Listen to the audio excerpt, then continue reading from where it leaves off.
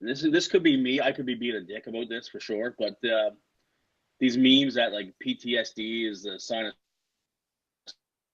strength. Ooh, no, I You haven't see seen these that ones one are yet.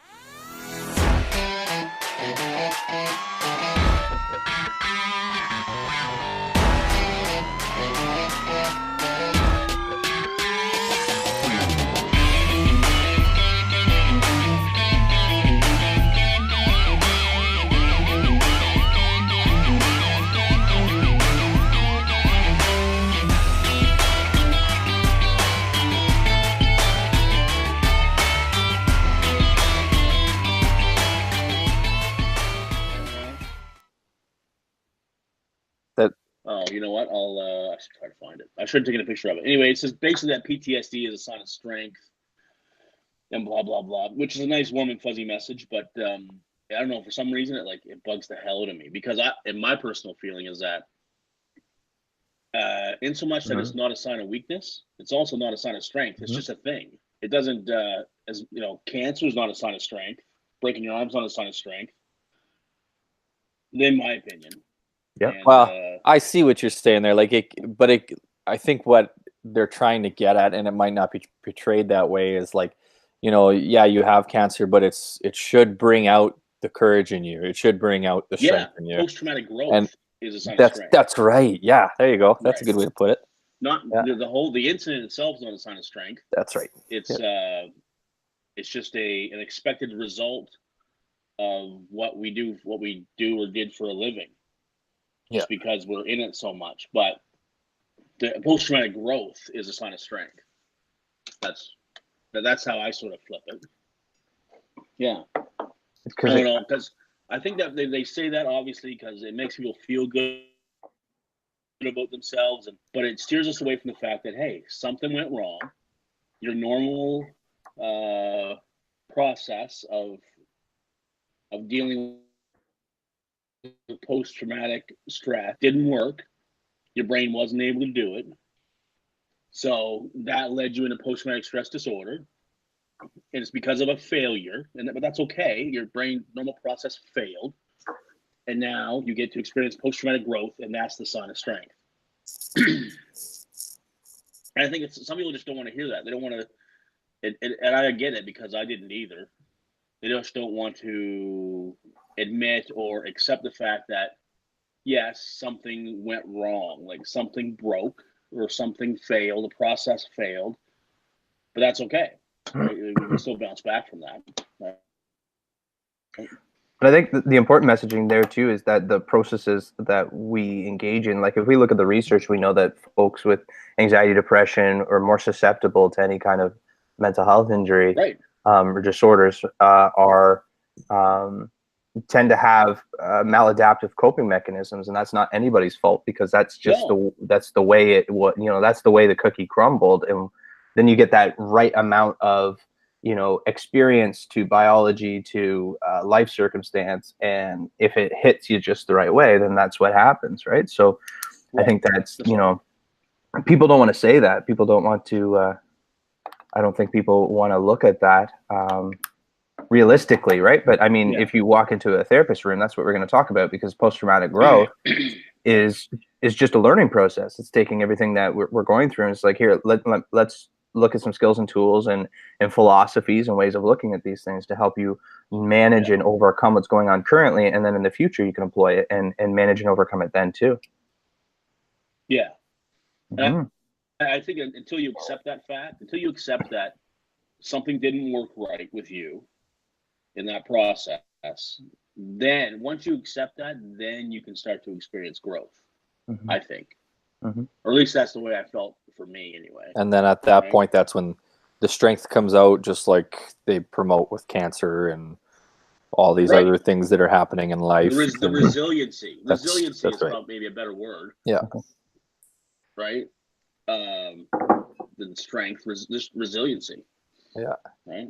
Well, before we get too far into something, then it's kind of a cool episode because Nick's on the treatment end of things. I'm right in the smack middle of my career, just starting out, and you've been there before and you've experienced that, right? So we kind of got the three different stages here. Maybe give people, background on you, whatever you're comfortable sharing, your new project, things like that. Just kind of give people a picture of what Sean's about, and then we can move from there. Cool. Well, I worked as a paramedic and volunteer firefighter in Nova Scotia for 17 years until 2014. So, and everything was going really great, and I loved it, and I was really good at it. I had many progressive leadership roles within EMS and loved it all, and it was awesome.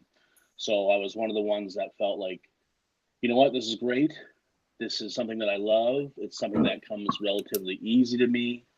So I'm set. Like, I'm good until I retire. This is wicked.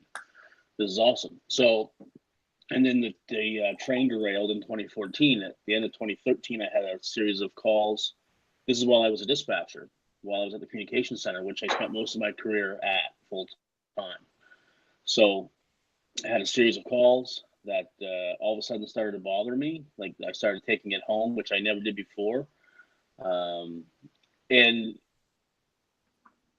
mainly because they involved kids. I think that's why it started bothering me. And I had a daughter at home, and my last call, sort of the one that was the straw that broke the camel's back, was involved the suicide of a young person that was similar in age to my daughter. And that just broke me in half. That sort of killed my spirit. It didn't, I took it home. That's sort of when I started to spiral. So that was like September of 2013. And then in March of 2014, my employer let me go with no benefits after I asked for help. Now, there were a lot of factors in that. I was union president at the time, and a very successful union president, probably a thorn in the employer's side. And over probably the last couple or few years before that, I didn't really notice, but little things had started to happen. I had made a few little mistakes here and there, just procedural mistakes or judgment calls that they didn't quite agree with, and they had sort of started to get a little pile of paper on me. So in the end, they were justified in what they did as far as procedurally goes.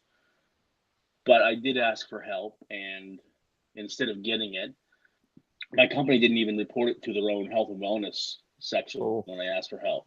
That came out during my WCB investigation. So they took the opportunity to instead let me go. So that was devastating. Obviously left with no more income, no more benefits. Took me a while to get back on my feet. But once I did, I wanted to help other people. And I was a big fan of podcasts. I listened to Joe Rogan ever since he began. I listened to some history podcasts. If you love history, Hardcore History with Dan Carlin, one of my favorites. So I said, you know what? I could probably do this. I could probably do a podcast. So taught myself how to do it all. I do it mostly over Skype. Got a program that records it. Got a sound editing program, and sort of taught myself how to do it along the way. And, that was in January of 2016 that I started that. So since then, there's been 44 episodes and 61 guests. And it's been amazing. You two both have been guests. And I've just been blessed to talk to really cool people. But my plan was, when I started it, selfishly enough, was that I needed to learn more about this. I didn't know anything about PTSD. So I needed to have people on that knew more than I did so that I could learn. It was for me. Yeah. Create a little bit of self-treatment there. Right. Totally self-treatment. And then if anyone else wanted to listen and they got some help out of it as well, that's a bonus. That was a bonus to me. But it started out as a way of, I don't have any benefits, so I have no money to go to a therapist. I need to talk to people. I need to learn as much as I can. And this was the way for me to do it. That's how it started out. I think it's a good start, right? Like it gets your foot in the door. You're talking with people that have experienced it. experienced it, who might be educated in it. Like it's kind of a cool idea, actually, the way that you went about it. Yeah, and it just sort of worked out. For some reason, people like to talk to me, which is cool. And I've been told that I'm pretty good at talking to other people, which is neat. I just see it as I'm just a monkey talking to smart people, and I'm blessed to be able to do it. That's my sort of perspective on it. And halfway through last year, we joined up with the Mental Health News Radio Network, which is an awesome network of over 30 mental health shows from around the world, and we were the first Canadian show. So super cool. They were awesome. Kristen from the network is wicked, and they now have on the network, we have an international audience of 6.7 million people. Oh, there you go. Like it's huge. It just shows you that people are hungry for this information. That's right. So yeah, it's been cool. I'm blessed to be a part of it, and I don't know how long I'm going to do it for, but I'm not anywhere close to the end yet. But just because there's so many people that want to talk. That's right. Like everybody's really patient with me because they're waiting for months to talk to me, and I have a huge lineup of people, which is, I'm blessed to have. So I'm happy to have them. Yeah, that was Nick and I's thought too. Like we're not expecting this to go off the ground real fast. We're just like, it's two guys getting together, having a chat once a week. You drink some coffee and hang out, and I mean, if it goes, it goes. If it doesn't, it'll always be there for somebody to watch, and whether if it's going to be for entertainment or they use it for their own self-benefit or trying to help somebody else, it doesn't matter. It's there, right? You're creating another resource for somebody to reach out in their own manner, right? Like I've had a couple meetings with people in town, and that's exactly what they're saying, is some people don't like to use the programs that are in-house, so stuff like this helps them find other programs and do a little self-care. So it's really cool that you did that. And I myself was a guest. I wonder when you're going to interview that guy right there and see if he'll come on. And we've already gotten in trouble. Have you? Yeah. Oh, nice. Yeah, Perfect. Thanks, Colorado, for listening. I appreciate you listening to the episode. I should add that. I should add the links for this then below, so our viewers can catch both episodes with emphasis on my episode because I'm cooler. Well, yeah, that's right. We know who's sleeping now. Yeah. What was the steepest learning curve for you, Sean? Like when you get into this, or maybe even more interesting is like what's the episode or the guest that you've had on? It's kind of hit you right in the gut when you were learning from them or listening to them. Yeah, probably the episode that like punched me in the gut the most. And Colorado probably hasn't listened to this episode yet, as we know. Yeah, I'm getting there. There's a lot of them. Yeah, I know. Is from my buddy Peter Tripp. He started his clothing brand with the Compass, right? Navigate Change. Yeah, that's great. Yeah. I worked with him in Nova Scotia, but didn't know his beginnings, how he started. Like, this is a guy that started out as the janitor in the hospital with no formal education, no high school education. And because of the help of doctors who saw something in him, eventually became an advanced care paramedic. Right. Like, it was just, it was a crazy story. And he grew up in a really poor part of Halifax, and, a pretty legendary part for EMS providers and for first responders, because, we're there all the time. Police are there all the time, and paramedics, and he grew up in that atmosphere. And just to hear him talk about it and the passion he had for it, it just blew me away. That one hit me like a truck, basically, just because I didn't know those things. But there have been lots of wicked ones, like Wendy Lund. When she came on, she just blew me away with knowledge. Like, people who come on and start dropping knowledge, and you realize that you're in the presence of, someone's special that has some, obviously is highly intelligent and has dedicated their life to try to help, and which we need those people. Like, some people like that blow you away. Well, you should slide some contacts over. It'd be really cool to have you and a few of your guests on. And, for sure I will. And all of us do a big group chat. Yeah, that'd be cool if you had like sort of a big like, round table sort of event. Mm-hmm. I always thought like we have over the last 4 years, like when I started the podcast, I did a bit of research beforehand, and I don't think there was another podcast that dealt with mental health and first responders at the time. However, I don't know that for sure. There could have been someone in Zimbabwe doing it. I have no idea. So, but I did a lot of research and don't think there was. So you take it from that time. Let's just say there wasn't. So you take it from that time to now, in only 5 years. How many podcasts are there now? There's a ton. How many, public advocates, Facebook pages, that we have now? It's incredible. We have knit together this national community of advocates, whether we believe it or not. Like, when you look at you two guys, you have, people like Natalie Harris, Peter Tripp, which I already spoke about, Callie Power from Callie's Corner. Like, right from coast to coast, we have a pretty unique group of people who are pretty active in this community. It would be wicked if, once a year, we all got together somehow. Take the show on the road. Right? Like, if we all were all sitting around a table talking to one another, like, I think that would be pretty incredible myself. Maybe that's something we should facilitate then, because that would be a really neat idea. Like, especially if you could record the scenario like this, and then we could all play it on our own social media like, followings. And yeah, it'd be cool. Right? It'd just be well, maybe we should. Maybe we should start a mental health advocates conference. Yeah, I think so. Then you have people that will come on and talk about how to communicate with people, or how to get messages across, or help develop points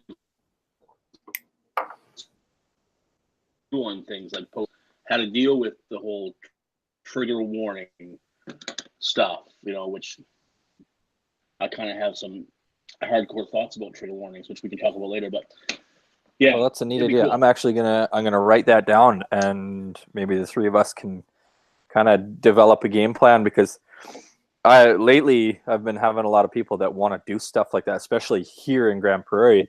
They're like, we should do this and we should do that, and it relates kind of to that scenario, because there's a lot of, like you're saying, there's a lot of advocates out there that it wouldn't hurt to be able to educate the advocates, right, to help them better spread the word, and especially on their platforms, right, their respective platforms that they use, because we're all in different areas and we're all bringing in different audiences to the same message. So that's a really smart idea. So. I mean, in Nova Scotia, you have Mark Long, who has Cracked Armor. I don't know if you guys have seen his stuff. But yeah. I went to high school with Mark. He's fighting a really important battle right now with Halifax Police. I mean, there's so many that, like I say, go coast to coast. And I think that you nailed it. I think that as advocates, we do need a little bit of education. I mean, when I see some posts put out there by advocates, like, I think that as a person who is struggling, you have a right to believe whatever it is you want to believe in order to make yourself better. Like, I would never want you to not do that. However, if you're a public advocate who is out there putting yourself out there to specifically try to help other people, then I think you have a responsibility to be clinically correct in your posts. Nick and I were talking about that just last episode there. Yeah, right? And which I watched, by the way, Cal. So just so you know. Anyway, that's not going away. That's not going away, by the way. It shouldn't. It should not. Yeah. Now I gotta get updated before next week, eh? Yeah, get woke, bud. Yeah, I know, right? Yeah. Jesus. Yeah, exactly. I got so many other podcasts on the go. I'm trying to keep up with all of them at the same time. This isn't a show about other podcasts. Yeah. Why are you talking about other podcasts? That's right. Like, the priority seems really weird here, but awkward dynamic. I didn't realize that we needed a moderator. I know. Eh? I think this is. I'll see myself out. When you have, but when you have three guys like us, I think, who just like shooting the shit, and without any filters or anything, which is what we can do nowadays, I think this is cool. Like, I think people will connect with this. Just three normal guys that happen to be connected into a community that's pretty special. I mean, that's really all it is, right? You know, I think it works. Yeah, I think this episode especially is a little bit more on the special end, because you're getting, you know, three different generations of firefighters. Right? Well, that's exactly right. The guests are the most important. Yeah. Yeah. Well, it is though. Like, it's you're bringing a whole different world into this channel now, because, and I was excited about this because I can share with people now, like, this is somebody just like Natalie Harris. You know, you've been there, you've been in the dark spot, you've been in the situations, and you've seen not just the PTSD and the dark hole, but you've experienced the manager side that, you know, was a little bit broken, and the communication wasn't there, and it wasn't just about the mental health. There was a bigger picture to it as well, which we've discussed in previous episodes as well. Like, and then you get Nick's side of things, where, you know, he got out of the service, he did his time, and now he's helping people in his own way, and he's running a business that, you know, he doesn't make a whole lot of money, but he's making moves, right? And he's trying to get more on the helping end. And then me, that I'm like brand new to the career, I'm 6 years in, and I'm just now experiencing the things that you guys have already been through and are dealing with right now. And it's actually teaching me quite a bit, being able to watch all the advocates out there, because I'm starting to learn how to be resilient and, you know, concentrate on my self-care and take care of my wife, because she's a nurse, and, you know, kind of navigate my way through the journey without getting too screwed up. Yeah, well, I mean, the good thing is that you're hooked into this community, right? So I would hope that you know where to go. You know where to reach out if you ever have trouble. Like, you have, like, that's what blows me away the most, is through doing this, through doing what I do, I have a contact list of amazing people. Like, just because I do this, like, not because I'm a special guy or anything like that, but because I do the podcast, I can text Scott Maxwell from Wounded Warriors Canada. He gets back to me within like 30 seconds. That's awesome. Like, you know, like, and I have lots of contacts like that, whether it's you guys, or anything that the normal sort of person might not have, to be able to reach out. And that's a blessing. And I don't take that lightly, that I know that if anything ever got really dark for me, I have direct lines to people who can make a difference, right? I had a lady email me from Oklahoma City, and her husband is a firefighter, and he's going through big PTSD issues. And she wanted to know, she just outlined some things that she does. A, she wanted to know if she was doing the right thing, or if she was on the right path to support him. But B, she wanted to know what resources were around her. And this is in Oklahoma City. So I'm like, wow, this is wicked, because I had Chris Fields, former chief of Oklahoma City Fire during the Oklahoma City bombing, on my podcast. Oh, wow. So I was able to text him, hey, I got a lady in your city, needs some resources. Can I forward her to you? Yes, do that, he said. Boom. Like, there you go. Just change somebody's life just with one message. Yeah. How special is that, to be able to direct somebody to resources right in their area? Huge. You know, in a different country, right? It was weird. Like, that sort of blew me away. I think that's really the interesting piece about what you're doing too in the podcasting, because I get like similar experiences all the time, but I have, I mean, you, like me in Colorado, are just starting this, and, you know, aside from the folks that I've already connected with, I don't necessarily have such a widespread, because I haven't sat down and chatted and built that relationship. And, you know, there's been lots of times where I've had to step back. I've had to like log off for months at a time. I've had to do all of that because, you know, I get messages and emails, and people are quite angry, and they have rights to be angry. But, you know, they, you know, read something I've written, or heard something I've said, or saw a post that I've critiqued, and for whatever reason that's resonated with them. And then the idea is, in this dark place, I'm the savior, right? And I don't mean that grandiosity. Like, they tell me, I've seen this, and I related to this, and can you help me with this? And they give me their life story, you know what I mean? And you're the beacon. You're a beacon. Right. But I I don't have all of the connections. I don't have, and sometimes there's answers that I can't give them, right? You know, you know what I mean? So you send them a link, or you say, you know, reach out to these people, and they get upset. So I think it's an interesting dynamic between, you know, being a helper, you know, being a therapist out there pushing this stuff, versus that lived experience where I can say, you know, it's almost where you can say, listen, I've been there. This is what, you know, worked for me, but here are some other resources. For me, it's like they're expecting treatment. And, you know, I've had to, my big learning curve around all of this has had to do a lot of boundary setting around what I will and won't do online, like through text and through that. And which is why I've chosen not to join in on lots of forum groups or Facebook groups, because, you know, I therapy all day, but I got a family, and, you know, I've got the side gig, and I got this, and, you know, so for me, the huge learning curve was swallowing my ego a bit, realizing I'm not fucking Superman, and that, you know, sometimes saying no is not chaining me to a wall, but it's freeing me from one. So. Well, it's still your own self-care, right? Like that's, you can't be working 24/7 for free. That's for sure.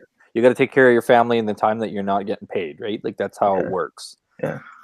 But you know, the mechanics have the worst cars, right? The weird thing is, that's exactly it. Same with plumbers, right? You know, the I think you just toilet gets fixed last. That's how it was with my family. Like my dad was too concerned about, not that it was a bad thing. He was just concerned about his customers first, right? So.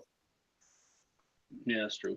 Like Nick, what you were saying is true. And one of the weird things with my podcast, which can get kind of frustrating for me, but I just try to think about it, is I know people are listening. Like I assume that I have people that listen to the podcast.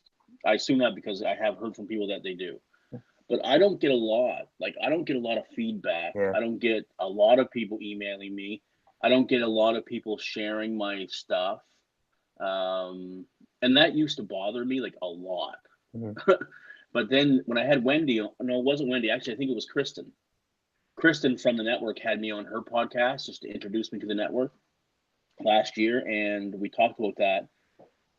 And I never thought that it's just a part of the stigma that a lot of people don't want to share. You know what I mean? They don't want to share it because they don't want other people to see them sharing it. Well, they don't want to be vulnerable in that sense. Right. They don't want to let people know that they're listening to these things, or that they share them or support them. I guess that's just part of the stigma.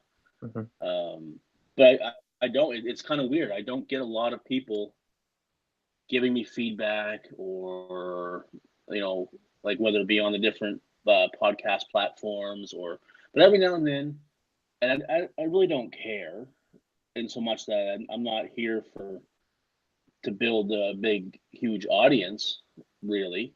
I mean, if I help one person, that's fine. So I do get the odd email every now and then, like that lady from Oklahoma. And when I see that, it really motivates me, because it's like, oh my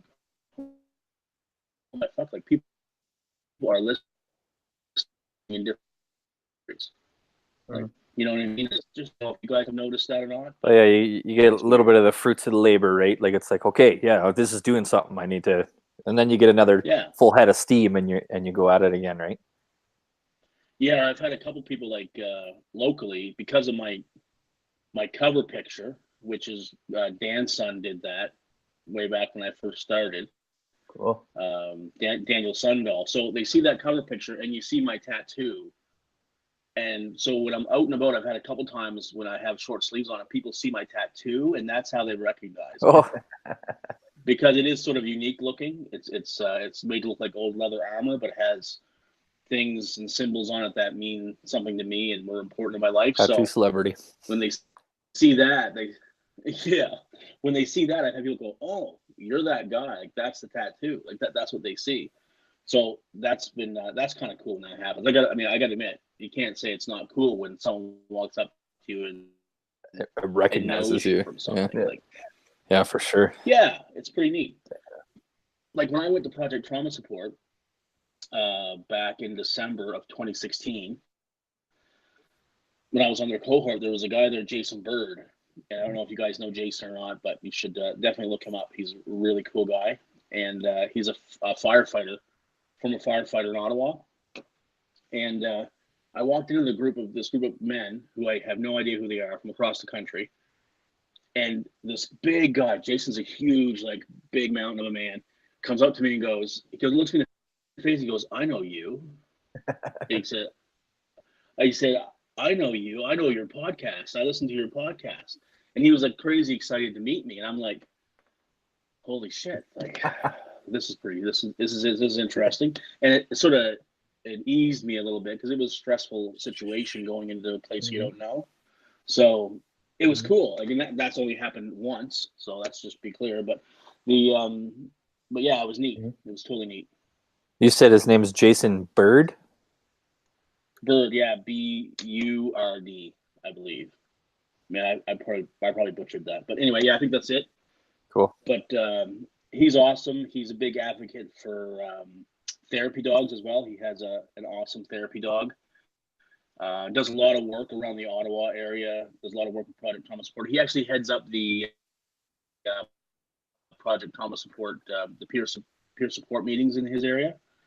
Him and Rob Mitchell, another special human being. Like, they do a lot of work. He's doing some awesome things. Yeah. You know what, Colorado? I'll ask you a question. Actually, that's because you're from this area, right? You're from Fort Mac. Yeah. Okay. So from what I've been here, and the guy that I live with, he heads up the peer support meetings for Project Trauma Support here in Fort Mac. So he's former military. So, but he has seen a real,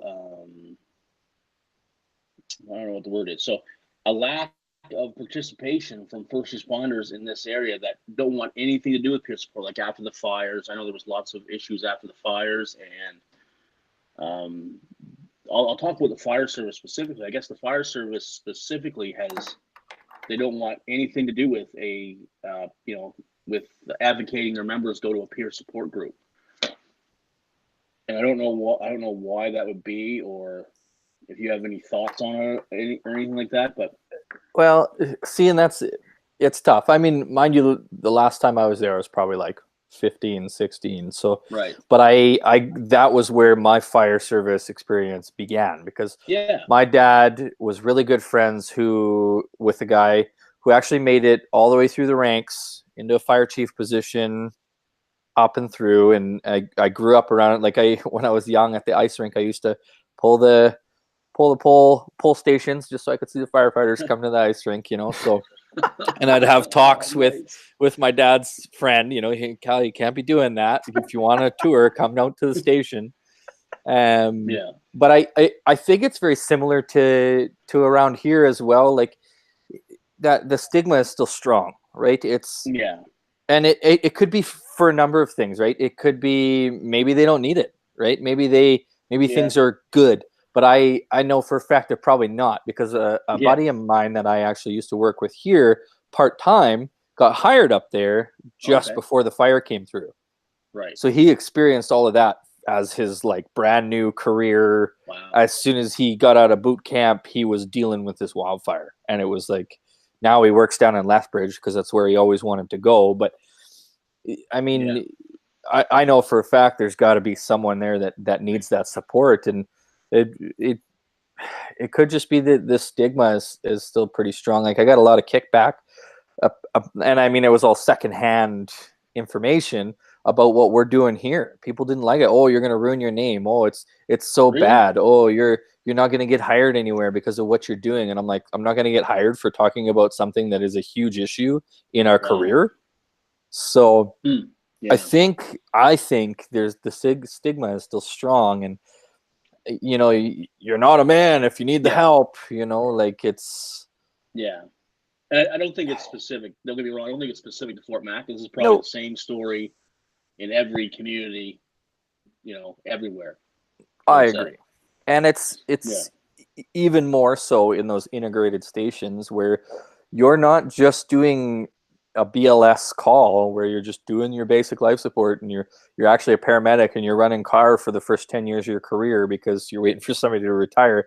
You get to see the entire spectrum of firefighting and EMS. So there's got to be a lot of places that, you know, like they need the support, and maybe it's just not in place, or this, you know, this is how we've always done it. So, Yeah. I mean, we're pretty lucky with my current employment because we're starting to implement these peer support programs. We're starting to, you know, provide the resources. We're still a young department, and being as young as we are and implementing this already is awesome. That's the change that needs to come in, right? So I think the stigma is just still strong, and you got a lot of departments like that. Those are retirement departments. You know, people get paid pretty good money to go there and do what they're doing, and Right. you spend your entire career at that one station, and that's just how we've always done it, right? I don't need the help. I'm fine, you know. So Yeah. I don't know. It's always tough to be like, I know when I was younger, I didn't want to do anything outside of firefighting unless I was getting paid for it. And that was my younger self mentality. And that was before, you know, like my self-development and my growth came in, and I was like, wait a minute, no, I need to provide value first before I'm going to receive anything for it. You know, I need to put it out there first. So that could also be it too. They're like, well, that's a waste of my time because I'm not making any money for it, and yada yada yada. Or, you know, maybe they are going, and it's just not as many as we thought, and they don't really need it, right? But could be a number of things. I know Nick and I talked about that one time. You know, the resources are there, and you can easily access them. It's just a matter of bridging the gap, making people actually want to use them, right? I think too, like what I run into down here when I'm like talking to departments and doing presentations and work with them, you know, often what I hear is there'll be, you know, a case that was mishandled. There'll be you know, a personality issue. There'll be something that seems to get in the way of an entire program being implemented, you know? And so people have like, absolutely, people have the right to be upset that something, you know, a peer or friend was mistreated or whatever. But then, you know, what I notice, and I've noticed this more than just one place, you know, it's kind of something that you hear echoes of all of the time. And I'm, you know, so in my head, I'm like, so we're turning off everything completely because of this disagreement over here, right? Like we can't get past that hump. And I think that there's something to be said where I can be pissed off because I can be pissed off and advocate for this to get fixed.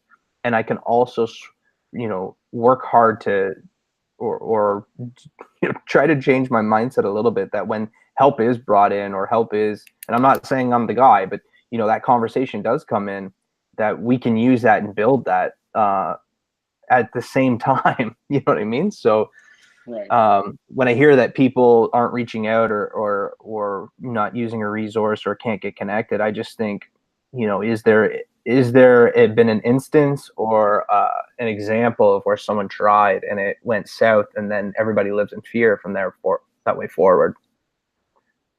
Well, that happened to you, Sean, didn't it? Right? Management didn't provide you, you know, the right guidance. And it's shitty because nowadays they'd rather fire you than get you the help and deal with a lawsuit. Well, it's a lot less expensive. Well, that's right, and it's so bad. Yeah, it took a lot. I was obviously like really, really bitter about the whole situation, and I took a big step last year. Well, might have been last year, or the year before. I actually had a conversation with the director of operations, who I sort of emulated in my career. He was sort of the picture of what I thought a leader should be through most of his career. And when the company did that to me, he was sort of the embodiment of it. He was the picture of, like, you know, he cut my throat kind of thing. So I had a lot of bitterness towards him. I actually had a conversation with him where I apologized to him for causing some trouble when I was making some mistakes and not being the employee that I should have been, and not realizing I was sick. And I forgave him for handling my situation wrong. And I didn't do that for him, obviously. I did that for me because I needed to let it go. And that was the only way I could do it, is to let it go And I offered help. I said if I would love to come back into the organization and talk to people, or support if you guys ever have a situation where you need some resources, get in touch with me, because I do have contacts that I can get in touch with. It was a process that wasn't easy to do. It took me a long time to do, but it was essential in order for me to move on. Kind of get you some closure. Yeah.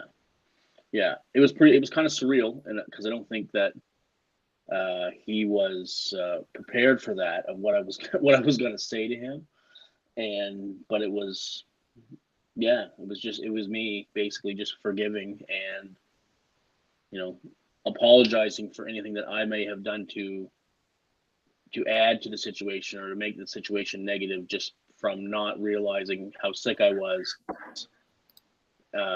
and maybe negatively affecting the workforce or the work environment and not knowing it.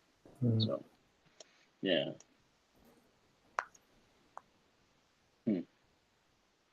So boys, I'm gonna ask you a question. So, because the whole theme of this year of uptalk is own your growth, #own your growth. And what that means is I'm really focusing on people taking responsibility for the things that they can do to better their mental wellness, or to positively affect their mental wellness. Because we know there's all things. I'm horrible at it. There's things that we know we can do that make a difference, and we don't do them, whether it be regular exercise, meditation, yoga, eating right, all these things. So we tend to, for me, I make every excuse in the book not to do these things. It's tough to stay on track. So I've really dedicated to that.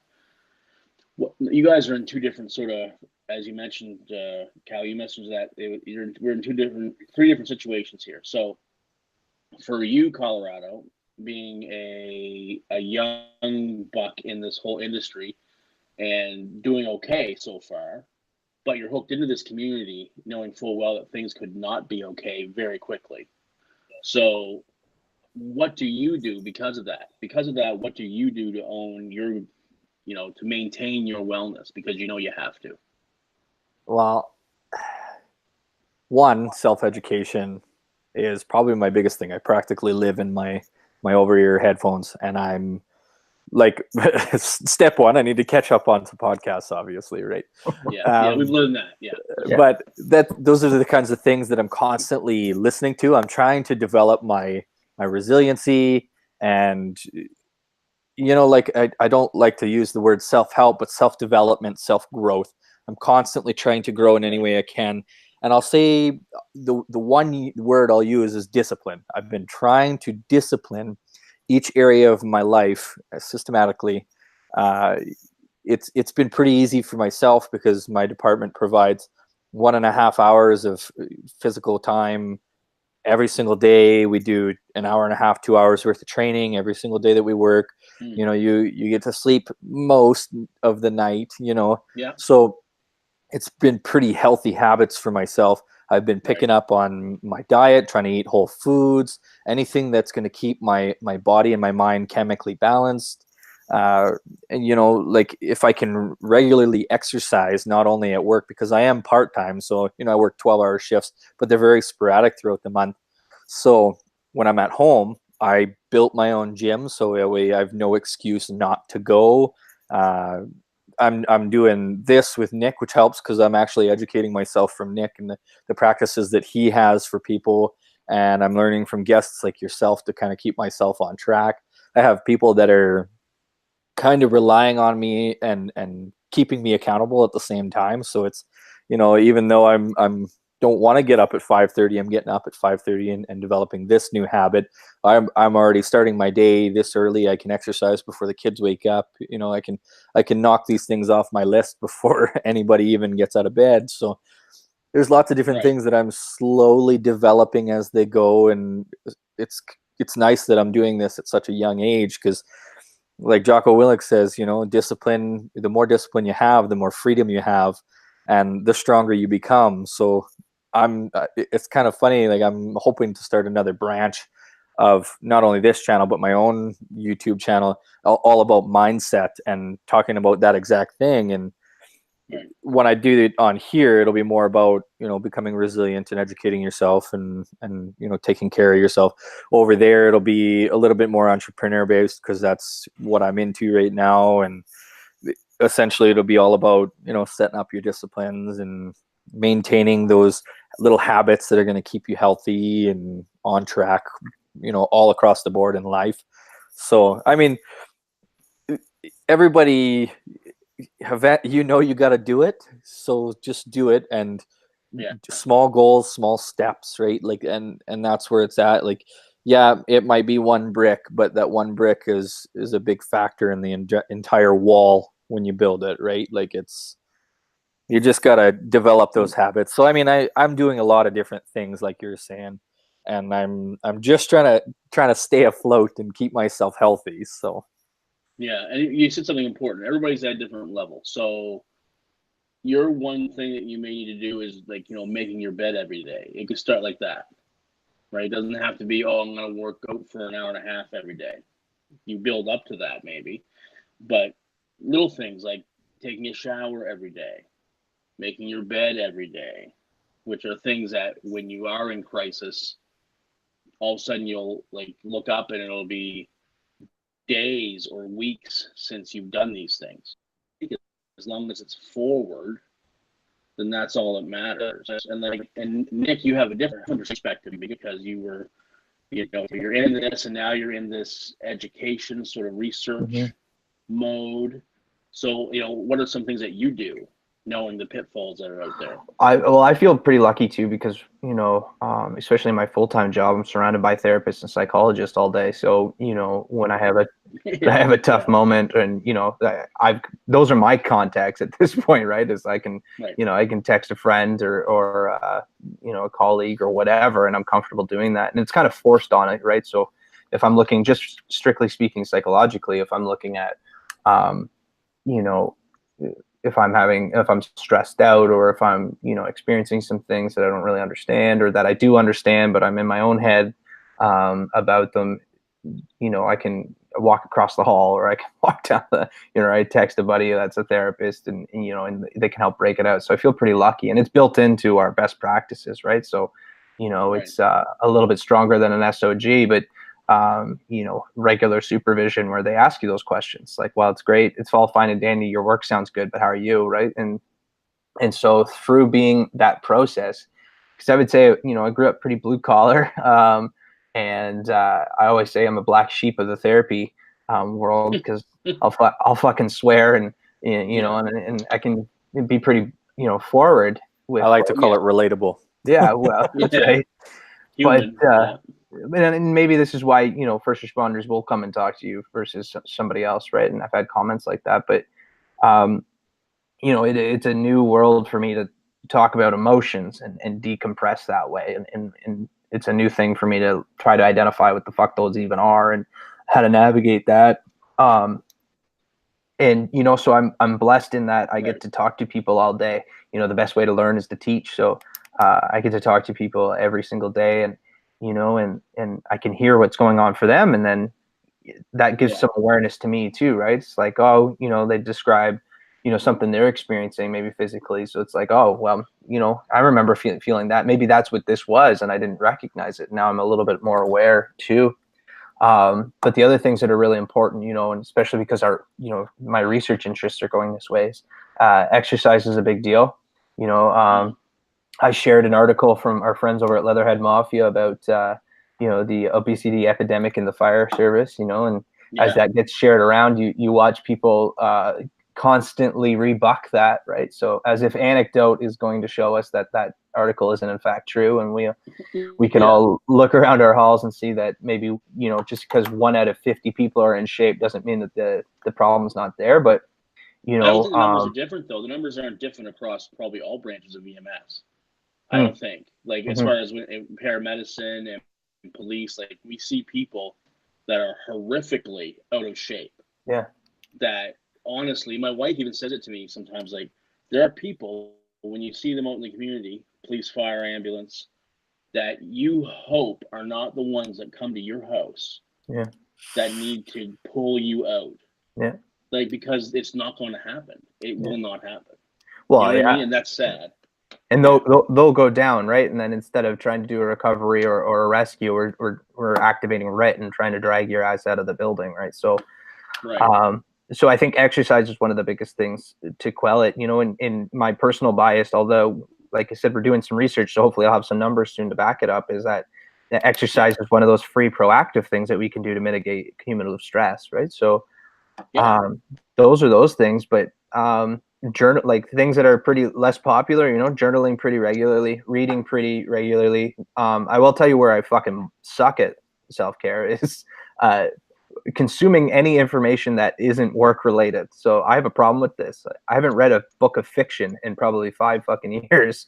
You know, my library is textbooks and, you know, everything I'm reading online, studies or research. So, you know, I'm trying to read The Hobbit right now to my wife's belly. Nice. Well, baby's still in there. And, you know, I'm just like it's it's funny you read this and you go, you know, I miss doing that sometimes, but I think that you know, but the other big thing is those boundaries, right? What I was talking about earlier is just, you know, sometimes it's about being that thing that people can be mad at because you know that you need to be in that moment and to not take it personally. It's not an attack on me. It's not an attack on my person. It's that anger coming out that, you know, I didn't have one link or one thing I could say or set up treatment or whatever it could be to help them because, you know, I either can't or I, you know, I often shouldn't. Right. So those are definitely the biggest things I do for self-care. Yeah. But it's interesting you're taking that responsibility link because I'm interested to see what people's opinions on that actually, because it's one thing that you know, it's kind of tongue in cheek that I say, and you know, sometimes I'll comment on people's posts, or you know, I like to our friend Carl Waggett, I like to chirp him pretty good because he's a good sport about it. You know, he'll post a thing that he's about to do or a show, and I'm like, oh, you mean that I have to actually look at what's going on for me? I can't just rely on others to fix me. It was one of the posts I put the other day. And that's good engagement though. Yeah, he's good for it, right? And so but people, you know, a friend of mine who's not in this biz, but he's definitely in the mental health business, he's got a pretty hard line on government interventions, right? And how it's, you know, something's going wrong for me, so why isn't the government fixing it? And because this is what you're hearing constantly, especially on social media, right? And so I'm interested to see how this year goes for you.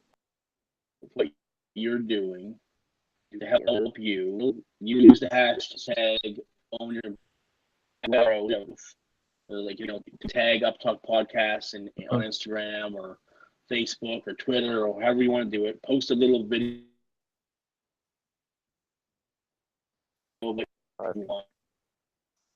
Maybe had a couple, but I think it goes what we're saying. I think more people probably are doing it, and they just don't want to talk about it, or they just don't want to make it public, which is fine. And sometimes I have to realize that because I'm okay with saying anything in public, basically, doesn't mean everybody else is, right? Yeah. So I think people are doing it, and I'd love to know what they do as well. But you know, you hit on it, Nick, because I've seen people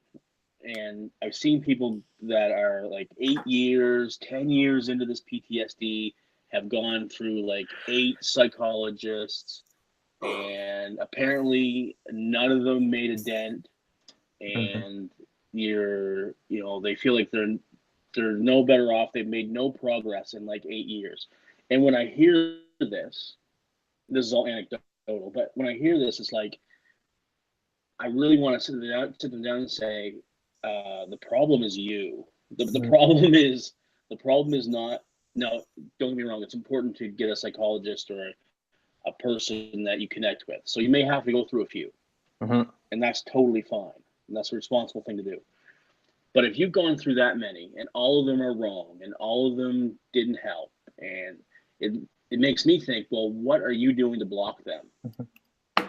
Like you're not open to this. There's something in you that's not open to this process. Yeah, that's right. You're not taking responsibility, and I think there's lots of people like that, because I see that, and it blows my mind how you could be this and not see any for positive year movement. Now, I know people are at different levels, and not everybody is going to come along at the same rate. I get that, but at some point, there has to be some mindset, or I mean, I could be totally wrong with that and maybe totally naive, but that's the way I think about it. You know what I mean? Yeah, well, and I think that I think that that's a thing that people need to hear, because I've had similar things. Now, a few things are at play there too. I think that are interesting to look at, because certainly one of the experiences I have, I'm part of a group I call the Three Psychos. So I'm a psychotherapist, and there's psychologists, and then psychiatrists, and right.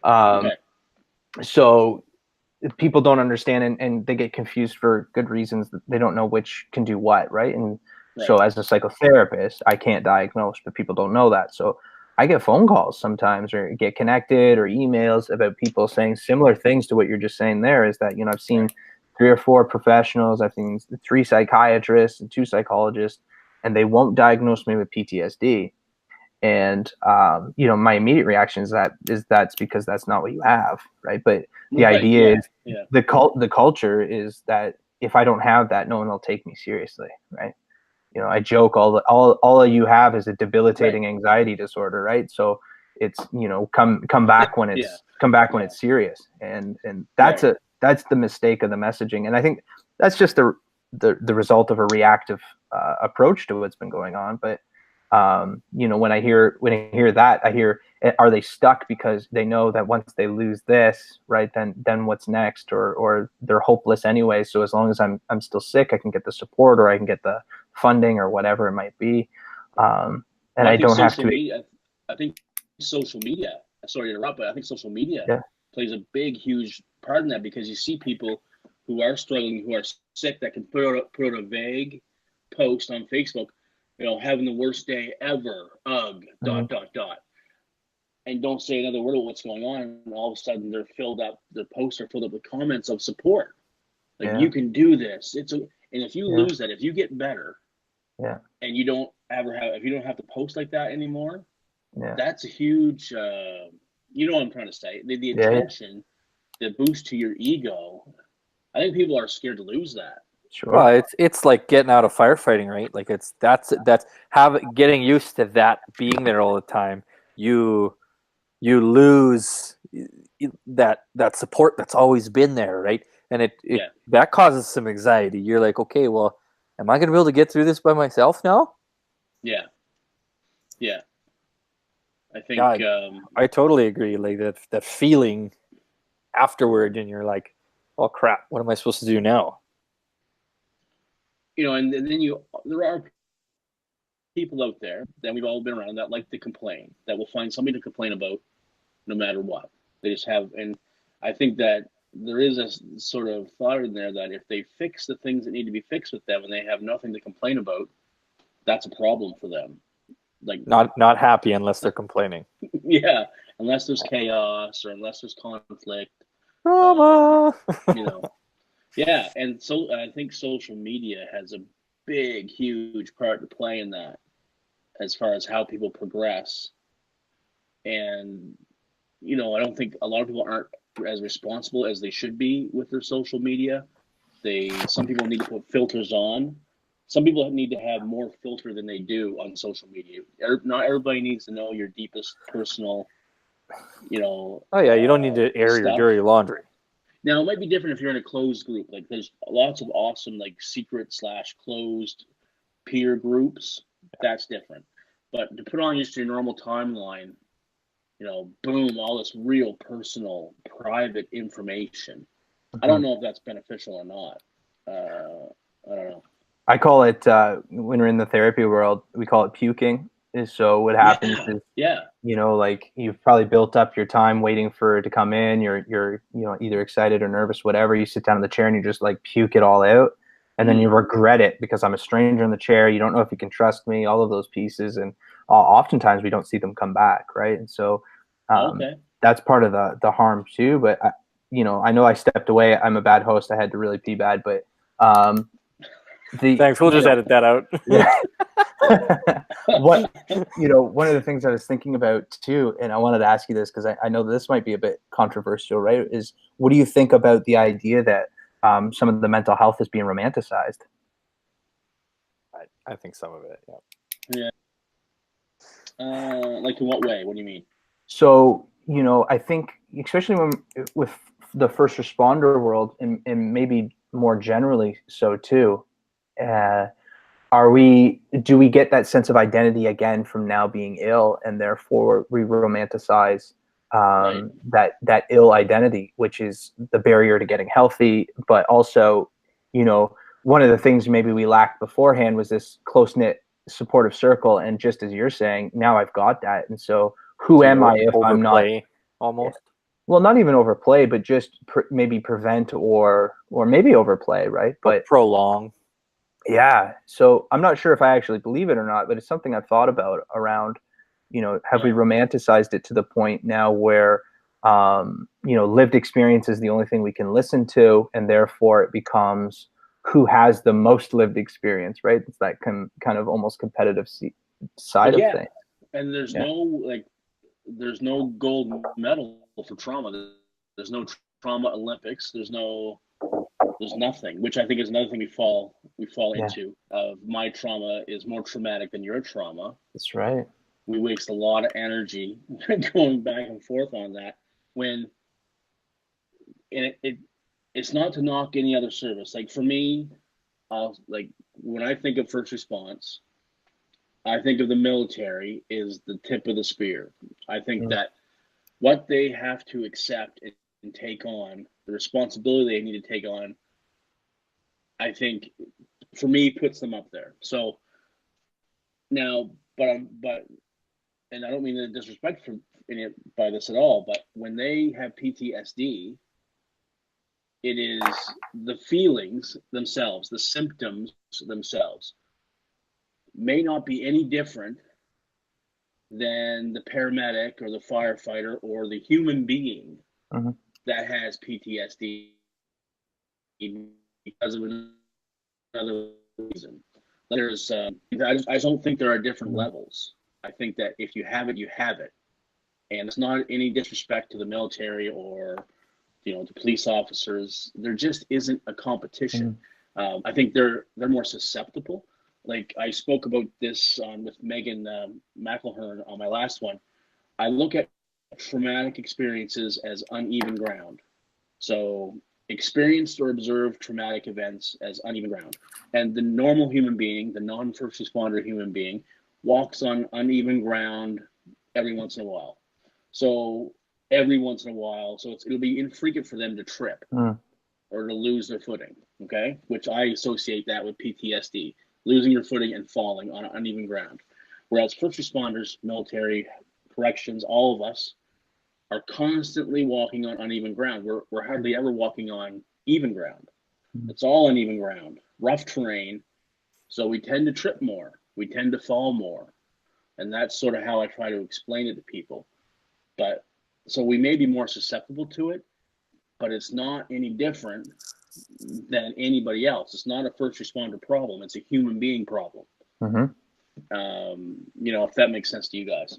It makes tons of sense. I think sorry, Calder, I just go ahead to chime in there, because one of the things that, especially that I got a little bit of pushback recently on is, and we can talk about whether it should be a diagnosis or not, because maybe it should be, right, is this identifying complex PTSD versus PTSD, right? So, if I'm getting diagnosed as per the DSM-5, which is the IFSTA, the Fire's Essentials, right?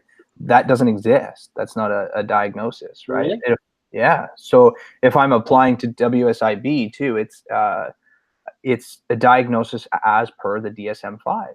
So, I think it should be one, right? Because it captures the multitude of traumas, not just a singular trauma, but it's not a diagnosis. And I get lots of pushback. Well, professionals are using it. Well, I understand that they're using it, right? And other people are using it, but I understand that too. But, this is one of those things where I see is I might identify as PTSD, but then someone over here saying complex PTSD, and it's like, what is it then? What is complex? when they get diagnosed with complex, what does that mean? So I think the way it's being used is that's to indicate that there's been multiple traumas. So, if it's, we talk about the civvy walking down the street on that unaided ground, I think it's a good analogy. They trip once, that's a PTSD, right? So they, witness an accident, or, bystanders of 9/11 would be a good example, right? One significant, huge trauma, maybe they have PTSD, but then the first responder or the military person or somebody with like a lot of adverse childhood events, something like that, they'll have complex PTSD because the complexities is just identifying the multitude of them, right? So what if we already know that PTSD can be from one traumatic event, or it could be from an accumulation of traumatic events? Why do we need complex?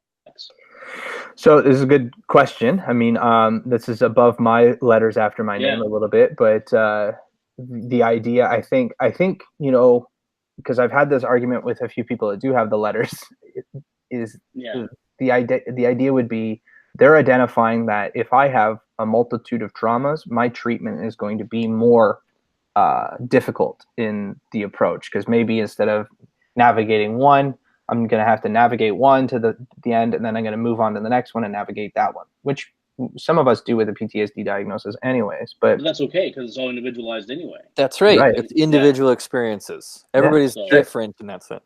Yeah. Because that makes sense, because I mean, everybody experiences we all don't have different levels of PTSD. We all have PTSD, but the way we experience it is different. It's individualized, like Sean was saying. Right. And of course the recovery is going to be different and individualized. I didn't know, you just you sort of opened my eyes up to that. I didn't really know about that issue, but to me it sounds like it's not. To me, my initial reaction would be that it's not necessary, and I would fall back to the clinical diagnosis. If it's not in the DSM, if it's not a clinical diagnosis, technically, then why are we using it? Because it's going to create complications with WSB or WCB, and possibly down the road, it just leads to confusion. Well, I think what happens, right, is that on paper you'll have a diagnosis that'll say PTSD. Hey, sorry, get out of there. Don't talk to your wife like that. Yeah, that's no way to talk to your wife at all. She came down the stairs yesterday too. It's kind of funny. Just to be clear, this is my one puppy. On paper it'll be PTSD, and then on social media it's complex. Right. Yeah, and that's the identifying nature. And I will always default to this, right? You call it whatever the fuck you need to call it to get the help or support, whatever you want to call it. I don't care. But as educators and policymakers, as people trying to put out good info, it's identifying this, right? And so I get pushed back on this all the time, because you'll go to a therapist, right? And a therapist who cannot diagnose you will say, wow, you know what? You're telling me the story. It sounds like you have complex PTSD. And you're going to go, yeah, that feels right. That feels true. And then you'll go with it, right? Because as a therapist, I don't need you to have a formal diagnosis to treat you. I just need you to explain what you're feeling, and I can go, okay, well, I think it might be this.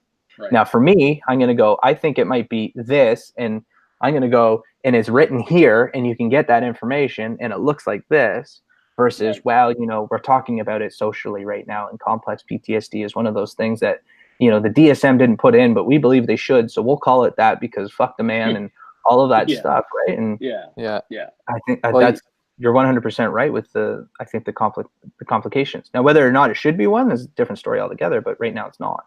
Well, the conversely, the opposite of that, or maybe not opposite, but is the whole, because you touched on it with the whole responsibility of advocates being, when you're actually trying to help people, you need to be clinically correct.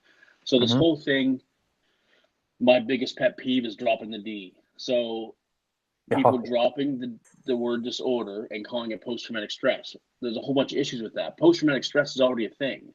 Okay, it's already a thing that everybody has. So, or everybody has experienced. Your girlfriend breaks up with you in grade 7, you're gonna get some post-traumatic stress.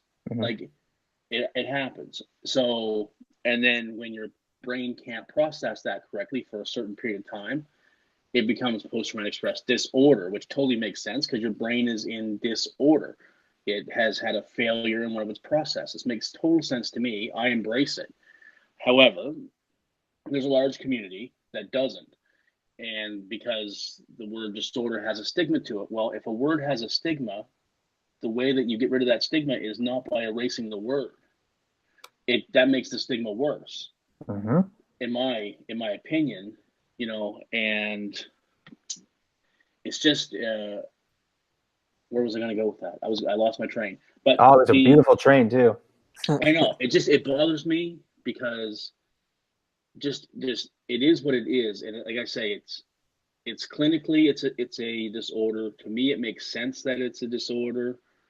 And if you're an advocate who all of a sudden is now just calling it PTS, it's just not right, and it bugs the hell out of me because you know, like I said, it's already a thing. Yeah. The PTS is all. Now I like the term occupational stress injury. I like that. I think that can be useful, but just dropping the D because it's a stigma causing thing. Yeah, it's really disrespectful to everybody else who has a disorder. Basically, we're saying, oh man, we're sick, but we're not as sick as you people with an actual disorder. That's, you know, kind of disrespectful in that. And just to me, it makes sense. And we're wasting energy on words that are not going to change. I mean, maybe they are in the future, but right now they're there. So why are we wasting energy debating words instead of using energy for post-traumatic growth? Yeah. Which is what we need. Yeah. This is why we're friends, Sean. That's my rant on that. We actually have like I think our meme discussion was based right around that. Yeah. I mean, I think my focus and Sean's focus is exactly the same, except for, you know, you're focused on the dropping of the D and I'm focused on the including of the I. You know, so. And I'm okay with including the I. I think that makes sense. It is an injury. It's when your arm breaks, that bone in your arm failed. It was under too much stress and it failed catastrophically. It's an injury. So I can relate to that. I can make that connection to mental illness and PTSD in, you know. Yeah, I can make that connection, right? It's, you know, and I think, and I actually think you and I talked about this, Sean, when we talked, but, you know, for the exact same argument, it would be why we need to drop the I and just keep the D, right? Because for the exact same reasonings of dropping the D completely is that, you know, if I'm a civvy and I experience the World Trade Center dropping, I'm going to go to a clinic and I'm not going to be diagnosed with an injury because that's saved for first responders, right? That's saved for those people over there who work a job where it causes it versus, you know, you or just a civvy who witnessed that, right? Right. Because, yeah. And you know, and one of the things I was going to say is as educators, this is where we failed you folks, because it's just explaining the nature of the brain and how that actually works, right? So, you know, I launched an article a while back that I thought I was going to get. That's one of those ones where you think you're going to get all that scalding feedback and you get nothing. Yeah. Where, you know, if we're looking at brain changes, if we're looking at structural brain changes, actual brain changes, you know, the functions of PTSD, you know, I list a whole swack of other things that do those kind of changes, right? Including smoking cigarettes, which completely changes your brain chemistry. Video games.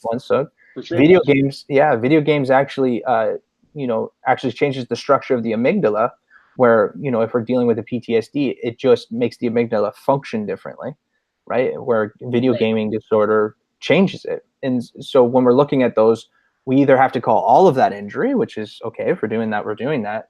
Or we just come back to kind of your main argument, which is, you know, we're not sicker than each other, and we're not unstigmatizing a word by changing it to an injury, right? I think this was the function completely of the social nature of first responders grabbing onto something, saying, how do we destigmatize something?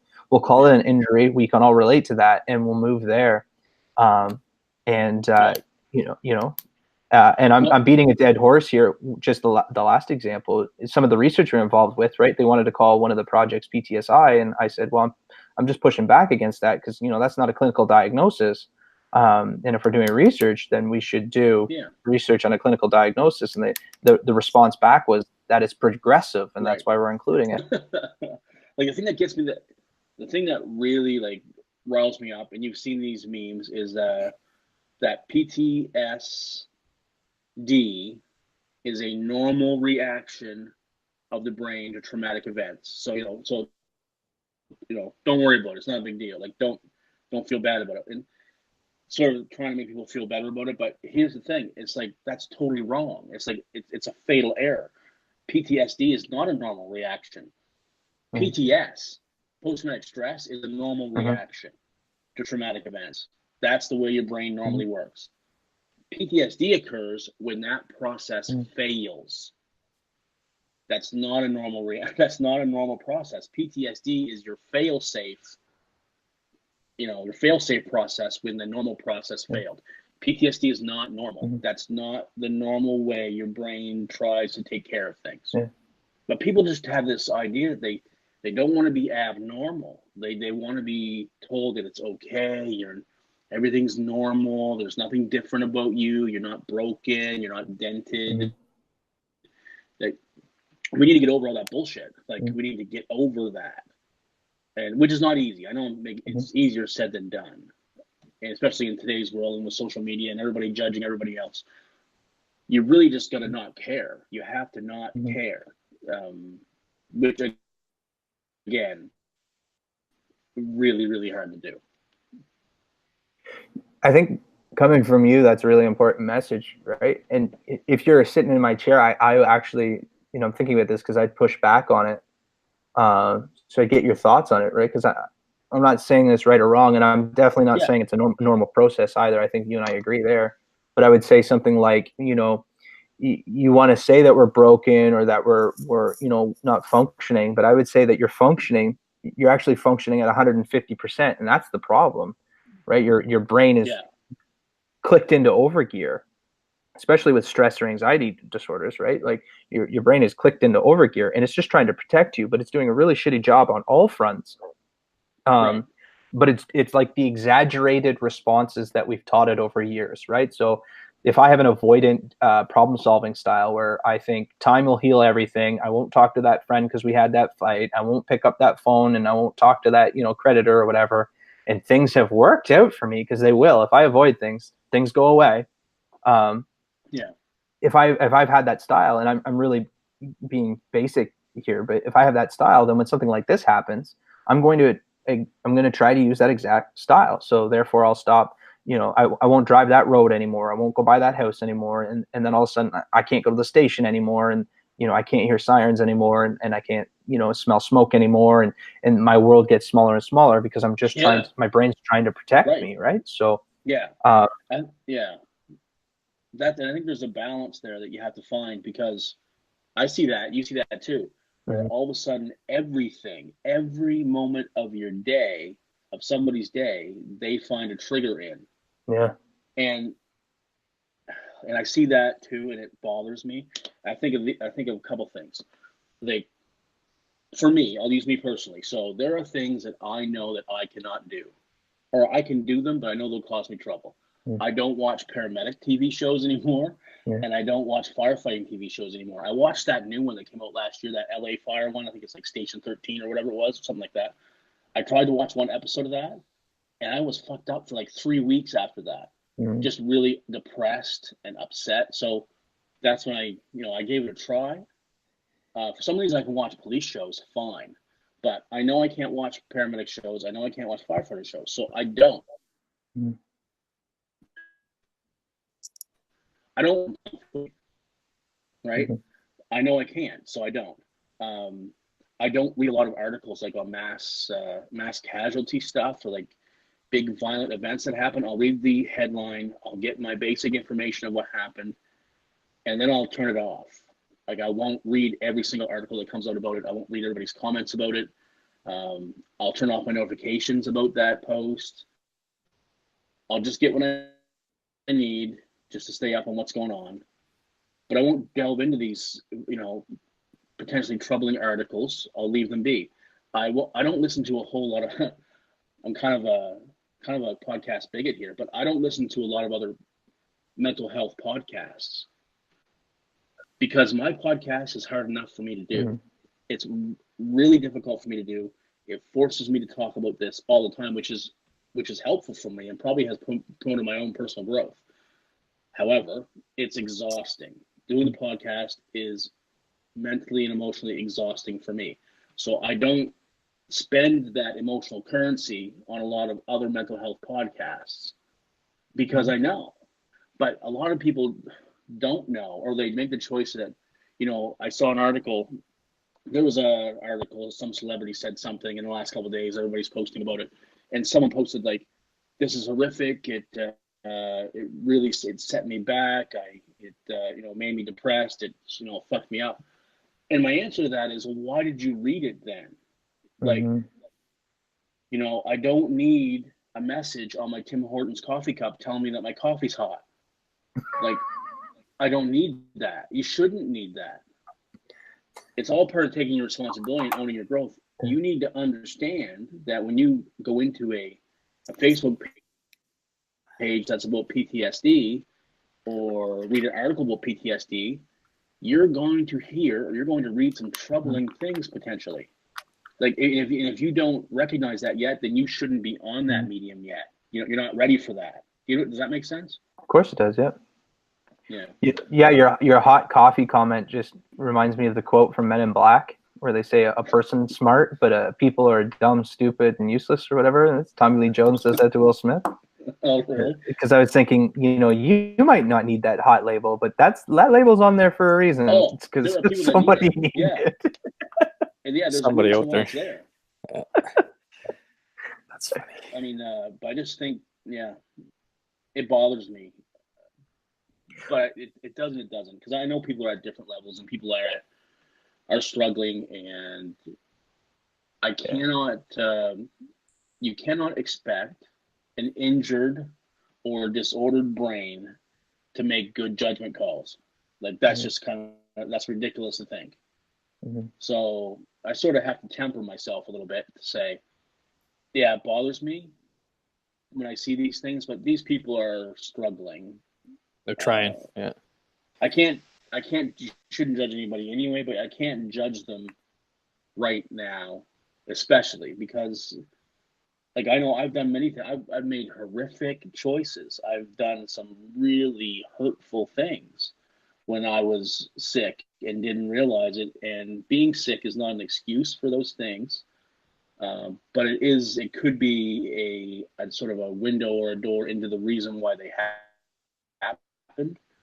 But they're still my choices. I still chose to treat my wife and daughter like shit, thinking that I was like father and husband of the year. Like I was killing it.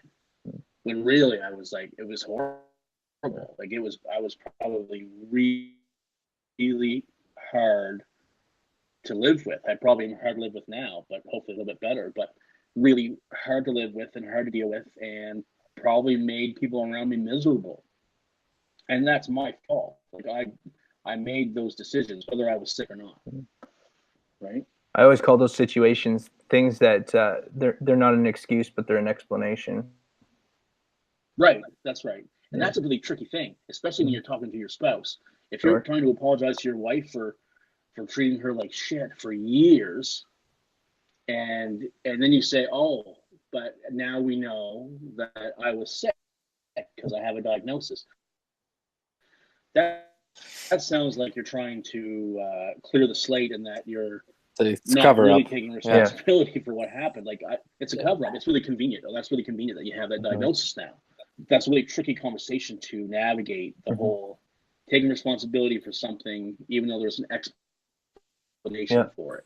Yeah, it's one of those things where it's, this is an excuse, this is an explanation, but as hearing the explanation, you still have the responsibility and right of gaining back that trust or repairing those relationships as best as you're able. Well, that's like anything in life though, right? Like you got to take responsibility entirely for the decisions you make, whether you're sick or not, right? Like, there might be something that caused it, but it was still you that did it, right? So you just And owning up to that and apologizing is step one. Yeah. You have pants on, right, Colorado? Because like you're making me think. I do. That, but Yeah. Okay, cool. Because I was like, getting a little uncomfortable there for a second. Yeah. Well, I could see you getting a little flush in the face. I don't know if you're getting excited because of your talk or what, but I'll just put my knees down now. Yeah, he pulled the blanket up. He put his knees up. It's like, no, this is the blanket. It's like, I just freshly shaved, Yeah. showing them off. Yeah, that's right. Got my bikini wax. It's not a What big else is deal. going on, boys? What else want to talk about? That was my whole trigger warning rant, by the way. My whole thought about trigger warnings, that I know they're necessary and we have to say them, and I say them at the beginning of every podcast. Mm-hmm. But a part of me feels like they're not necessary, like that they shouldn't be necessary. That, like, I don't know.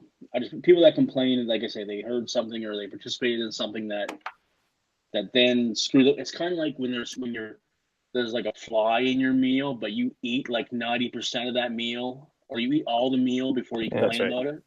Mm-hmm. You know what I mean? And it bothers me. I understand that they're necessary and that we should just do them, because it doesn't. It's not hard work for me to do a trigger warning at the beginning of a podcast. It just seems a bit. To me, it seems silly. And I know it's not silly because triggers are big for people, but you know what I mean? Well, and it's there for a reason, though. Like, it's not there to tell you, hey, you're going to get triggered. It's there to tell you that we are going to trigger you. We are going to talk about things that are right. But that's the only way you can make the points. That's the only way you can get that conversation moving, and that if people are avoiding them, like Nick was saying, it will go away, but it's always going to be there, right? Like your comfort in life, your quality of life goes down because you're trying to avoid all of these things instead of just dealing with them and developing a stronger resilience to them, right? Yeah. Like, I just think it must be. I feel bad for those people that post every day, that find like 18 things during their day, every day, that trigger them.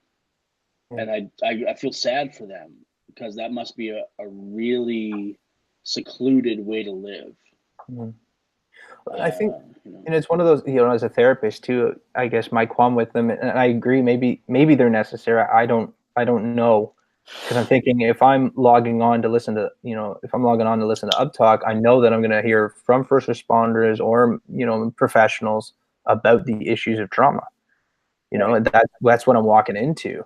But then the other thing I'm wondering too, as a therapist, I'm going, if I'm working with trauma, and when we're ready, right? But if I'm working with trauma, then I know that the really necessary components are that exposures to things that we can desensitize, so that you can gain normalcy back in your life, right? So, I hear you talking about things that really upset you when you watch them, but those are things that we can actively avoid and maybe don't impact on our lives, right? Like, I don't need to watch those TV shows or whatnot, but I probably could benefit from being able to drive directly to work versus driving, 25 minutes out of my way to avoid that situation. And the only way we're going to do that is to give you the skills and tools, and then put you in that situation so you can show yourself and gain those confidence back that you can do that, right? And so when I hear about trigger warnings, I hear about we're taking away that piece where, if I don't have the wherewithal, I think I agree. If I don't have the wherewithal, or if I know that I'm not in the place, then I shouldn't be activating or engaging in those things for which I know that I'll be triggered. Yeah. So. But also, here's the question for you. This just dawned on me. Are people just misusing the word trigger? Because you know that when we go through this, we have mental illness issues. Lots of times, like for me, you have trouble connecting emotionally. So I don't react to emotion probably the way that I should. So I have real trouble connecting emotions, real trouble dealing with people that I have a strong emotions for. That's why it's really hard, inside your own house, because you're dealing with kids that you love, a wife that you love, and because you have those emotional connections to them, everything gets fucked up in your brain. So really, are we just seeing things that upset us during the day, and that's just a normal emotion to have? Are we overusing the word trigger? Like, if I go out and something upsets me, it doesn't mean I'm triggered. Right. It means I'm experiencing real human emotion that I'm seeing something unfortunate or something that upsets me, but that doesn't mean I'm triggered. I'm wondering if people are just overusing the word. Yeah. Well, and I think that's again, like making things an injury so they're more relatable, right?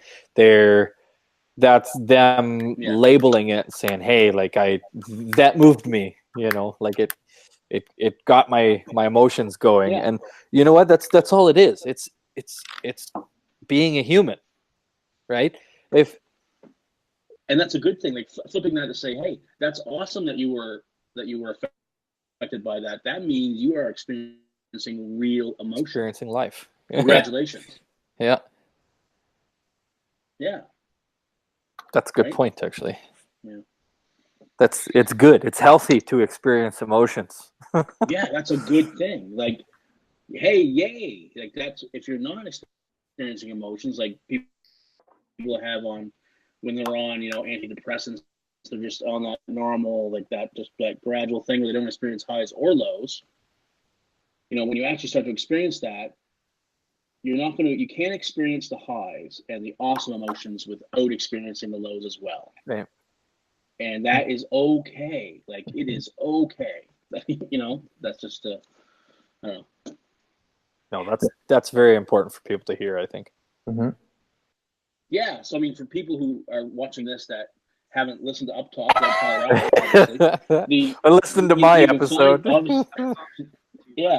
You can obviously find us on the Mental Health News Radio Network. So it's just a really long website, the mentalhealthnewsradionetwork.com. Find us on there, but you should be able to find us anywhere you get your podcasts, like Apple Podcasts, Google Play Podcasts. We should be on all of that. So if we're not on yours, message me. I've had one that actually did message me because I wasn't on one of them. I forget what it was. So I went in and fixed that, and now we're on that. So, you know, get a hold of me. I also have a YouTube channel. So I have a program that takes my audio podcasts, automatically converts them, posts them to my YouTube channel, Uptalk Podcast. It's Twitter, all Uptalk Podcast. Would love to hear from anybody and everybody. But blessed to be able to do this. Blessed to have met you two guys that I can call your friends and we can chat here at like 5:30 in the morning, which is ungodly. The gross hour, yeah. Now you got the whole day ahead of you. That's right. We did you a favor. No, anybody who's watching, I mean, jump.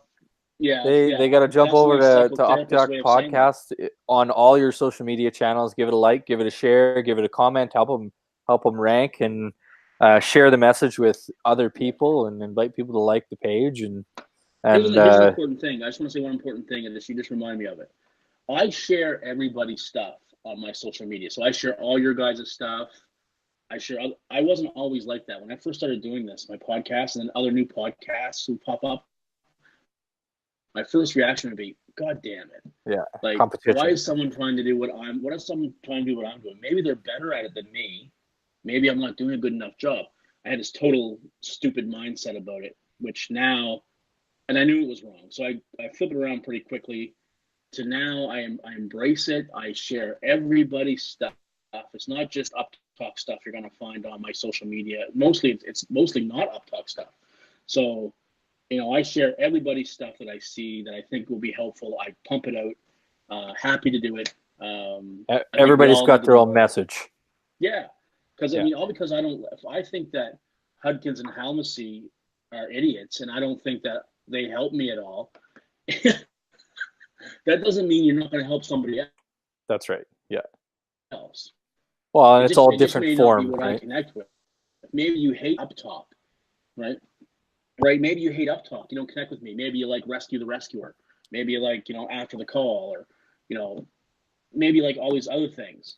So it's important to pump it all out there to give people choice and allow them to find something that they connect with, because they're not all going to connect with me or you guys.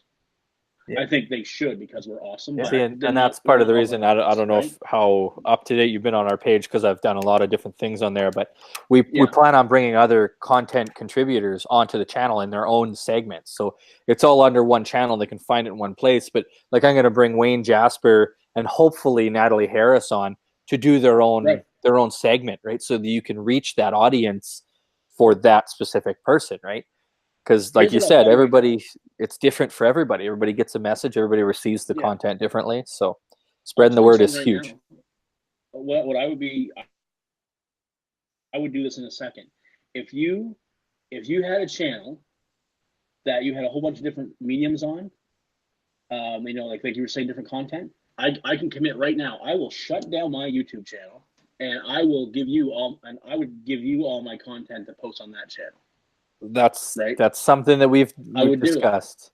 I think it's a brilliant idea, because like I got somebody that's in the fitness and nutrition world who is a first responder in Florida who said he would, once he organizes his stuff, he would come on and he would discuss everything that's related in that field to help people with an overall well-being. Right. And you put it all on one channel, right? You put it all in one resource where they can find it right there. They get all kinds of different links underneath the videos, just like your podcast has, right? They get speakers from everywhere, and they only have to go to one channel to get that. A community channel. I would be all in for that. I would bring all my stuff over. And I am, like I said before, I'm blessed to know you guys, blessed to be able to talk to you guys. I'm glad that you guys are on duty, and I hope it continues. And I'll come back anytime you want, any hour that you want, obviously. And that was a bad thing to say. We could do 5 o'clock my time next time. That'll be all right. It's all cool. No, we were happy to have you. We were excited about this one. We were, you and Carl were like our next two that we were going to jump on and try and wrangle you in right away, just to kind of get those stories. And I mean, you've both been in active duty and you know what it's like, and so it's kind of neat to share your story. So we're excited to have you, and we will definitely have you on again, especially if we can grab something that relates to an episode that you had just done or you have pre-recording, and it would be awesome to be able to continue to talk to you like this. So you're gonna have to listen to them then, Colorado, obviously. You have to actually listen to the episode. I'm gonna have to start keeping up with it. No, that's wicked, boys. Listen, I love you guys. Just don't stop doing what you're doing. And it's obviously a pleasure to, like I said, a pleasure to talk to you. All right, buddy. Well, let's do it again. Yeah, for sure. Yeah. All right. See you tomorrow then. I'm going back to bed, boys. All right. You guys have a good day. Take care. You too. Bye. All right.